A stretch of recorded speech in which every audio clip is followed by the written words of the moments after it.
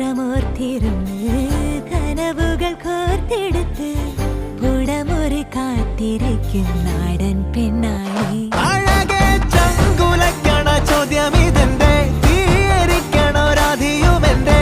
നമ്മൾ രണ്ടും രണ്ടായെന്നാൽ ലോകം തീരില്ലേ.